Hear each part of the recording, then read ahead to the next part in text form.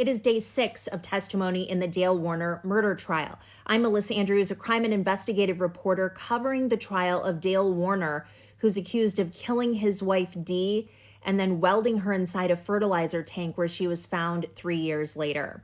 Today, the jury got to see videos of Dale in the hours after his wife first disappeared when her children were searching for her on Sunday, April 25th. And those videos were introduced mostly through a witness named Ivan Boyd. He is the 16th witness of this trial, the first of today. And Ivan Boyd used to work on the farm for about 4 years. He is also Zach Bach's fiance, who is Dee Warner's son. Ivan's testimony was definitely the longest we've had so far. He says he was employed at Warag Farms for about 4 years. He said his relationship with Dee depended on the day. She had good days and bad days. He also helped out with the trucking company, would run loads with deliveries and pickups sometimes when it was slow on the farm. Most of his work happened in the old shop, and that's where most of the tools and supplies were. He says that Dale was primarily responsible for chemical applications and anhydrous, planting, anything small and little that needed to be done on the weekends. He was asked, did Dale weld anything? He said once or twice. 2 others did the welding, including Jim Hawkins. So he met Zach Bach 2 months before working on the farm. He left the farm in June of 2021 and also left Zach, but then they reconciled in September of 2021. He said Dale would typically drive the Kubota in 2021. No one else drove this vehicle. The JCB or front loader was used to load fertilizer and various things around the farm. Typically, the welding was done in the old shop, Barn 1. There were several welders in there as well as in the new shop. He never saw any welding or did any welding in the spray barn, but the paint was kept there. Bottles of gas used for welding and gloves used for welding and torching as well. The forklift used for moving anhydrous tanks and pallets, as well as the power washer, were shown. He said he would typically work on Sundays, but not April 25th. He did go in because he had to work on radiator hoses on a truck that day, so he took his younger brother with him and got to the farm around mid to late morning. He mostly worked in the old shop that day and says he saw Dale 3 to 4 times that day. So we watched surveillance video from that day starting at 6:58 a.m. Again, this is April 25th. And at this point, no one knows that Dee is missing. Dale is shown in the JCB or the front loader. He was asked, did that seem strange to you at first? He said yes. Then there was objection for relevance, and that was then stricken. Did you notice anything different about Mr. Warner? Well, he was not wearing a hat. We all wore hats. I've hardly ever seen him without a hat. The next image we see is about 7:30 a.m. and Dale's going back to the spray barn at 7:42. At 11:18, Dale is in the sprayer. At 12:43, Ivan and his brother are in a video when Dale comes in. He doesn't remember the conversation that day except when Dale says he thought that Dee had left. Dale's Kubota is in this barn. He recognizes Dale based on the clothing and the posture in the photo or the video.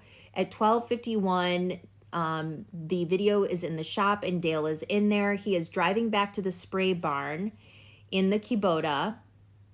Jaron, his son, arrives in his truck and Dale is following him on the Kubota. At 1:13, it's going into the barn. Dale is in the storage shop in the back of the old shop, and there is an image of him near some welding supplies. He then gets back on the Kubota at 1:26 near the office, heading back toward the spray barn. At 1:46, he's on the sprayer. A semi is there, pictured at 2:46. Dale is on the Kubota. At 2:51, he's back by the scales. At 3:01, walking toward the scale around the corner of the office. At 3:18 on the Kubota. At 4:29, We see Todd Nahrink's pickup, and Dale is on the JCB at 4:32.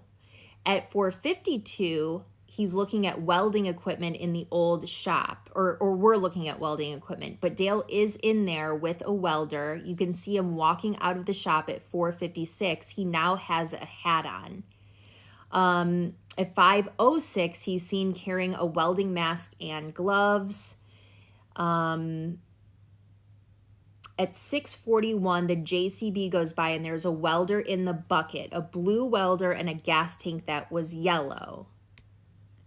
He was asked, did you ever see an anhydrous tank inside the spray barn in the 4 years that you worked there? He said no. This would be uncommon.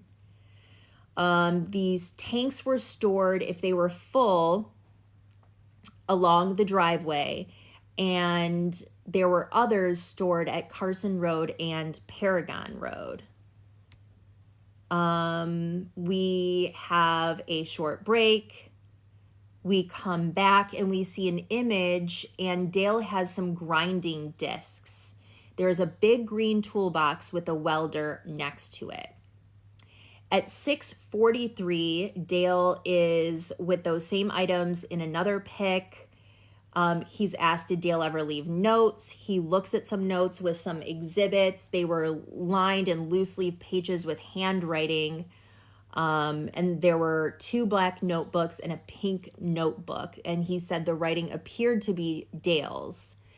This was never addressed with the tag that was on this tank and drawing the conclusion that that writing must be Dale's. That tag was never mentioned. And on cross-examination, they ask, did Dale ever get angry? He said maybe once, and that person absolutely deserved it. He apologized for it. He is laid back. He does not fly off the handle. He never lets his temper get to him, to get the best of him. The tanks were made of steel. When you work with the tanks and anhydrous ammonia, you want to wear eye goggles and gloves and work upwind because it can burn your lungs. A plasma cutter cuts steel. At some point, Mr. Warner chats with you and says Mrs. Warner is missing and he was concerned. Is that correct? Yes. Is it fair to say everyone was in and out of there all the time? Yes. You don't dispute talking with him or putting trash into the bucket in the JCB. He says no. Everything was ordinary on the Munger farm that day. It was just another day. On redirect, he was asked, did you ever see Dale moving tanks? He said very rarely. He was told like, oh, you never saw him have a temper, but were you around him a lot? And he said no. He said he wasn't expected on the farm that day. It was a planned day off, but obviously he had some things to do. They talked about Dale's shirt. It was a short sleeve war ag uniform shirt. The prosecutor asked him, if you weld with a short sleeve shirt on, what will happen? He said, a welder burn. It's like a sunburn for welding continuously for about an hour. So they showed this picture, and then the defense objected to the picture being shown, but the damage was already done. So basically they're showing the picture of the hand and what is allegedly a welding burn that Dale had from apparently welding. That's the allegation on that day. They talked about the difference between an angle grinder and a plasma cutter. The angle grinder will cut a straighter cut. The angle grinder will also take a bit longer. The plasma will be the quicker of the two. The jury had some questions. The one that I thought was a good question was, does the plasma cutter need gas to function or cut? The answer is no. It uses an electrical current. I thought that was interesting just because we were talking about some sort of gas tank that accompanies this welder in some of these pictures. The 17th witness, the second of the day, is Jim Hawkins. He works at the Munger property to this day, and he's worked there since 2013. He said he's in charge of getting the anhydrous tanks ready to be used. He fills them up. He talks about that whole process.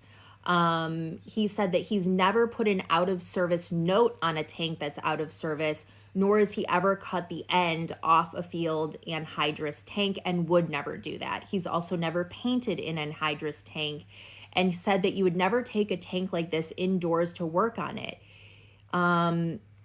He would take the JCB down to the spray barn and take Dale's cans and bottles from his spraying about once or twice a week. He never saw tanks in the spray barn. On cross-examination, they said, you used the tanks that were on the property. He said, yes. They said, you interacted with both Mr. and Mrs. Warner. Were there good days with her and bad days with her? He said, correct. They said, would she scream and yell on bad days? He said, yes. They said, was Mr. Warner easy to get along with? He said, yes.